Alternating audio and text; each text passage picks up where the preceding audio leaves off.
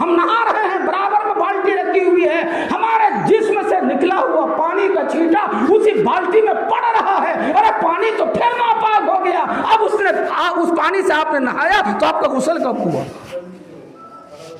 समाज में कितने लोग हैं जो एहतियात करते हैं? एहतियात की जरूरत है। जिस बाल्टी से आप नहा रहे हैं वो बाल्टी कम से कम आपसे इतनी दूरी पर हो कि जब आप सर पे पानी डालें तो आपके बदन से लगा हुआ छुआ हुआ पानी का कोई कतरा आपकी बाल्टी में न पड़ने पाए।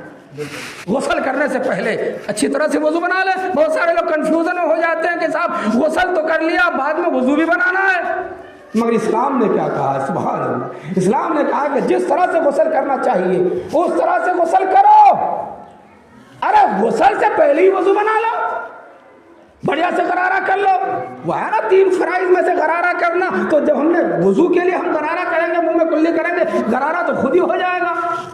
तो वजू बना लो, पहले गरारा कर लो, नाक में पानी चढ़ा लो, वजू बना लो, चेहरा धो लो, बाल उगने की जगह से लेकर लंबाई में ठोड़ी के नीचे तक, और एक कान की लो चौड़ाई में एक कान की लो से दूसरे कान की लो तक, इस हिस्से में जितने टुकड़े आते हैं हर आज़ू का, हर टुकड़े का, हर हिस्से का धोना बहुत जरूरी है, फर्ज है। अच्छा धोना क्या है ये भी बताओ।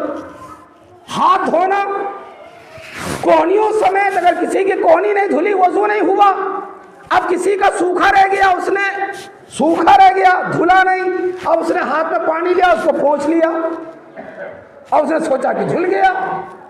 तो फिर धुलने में और पोंछने में क्या फर्क है? ये तो आपने पोंछा, धोया कब? मैं धोने का फार्मूला बता देता हूँ जो इस्लामियात में आया।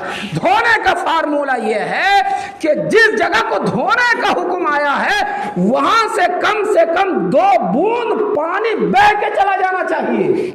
अगर पानी बह के नहीं गया, ये वजह कि सर धोने का हुक्म नहीं है वजू में, वो मसा है, पोंछना है। सर को पोंछ लो, पहले हाथों को धो, थोड़ा तर नया पानी लेकर के और फिर सर को पोंछ लो। सर वजू में धोने का हुक्म नहीं है, लेकिन जिन चीजों का धोने का हुक्म है, चेहरे को धोना है। अब इतने हिस्से में बाल उगने की जगह से, अब कोई कहेगा कि साहब किसी के बाल आते सर के बाद में है, ये भी सब इस्लामियात में है।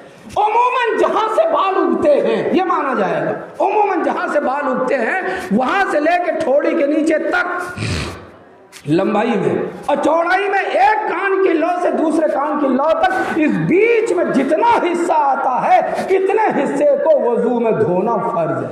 अल्लाह रब्बुल आलमीन हमें और आपको इन चीजों का ख्याल रखने की तौफीक अता फरमाए।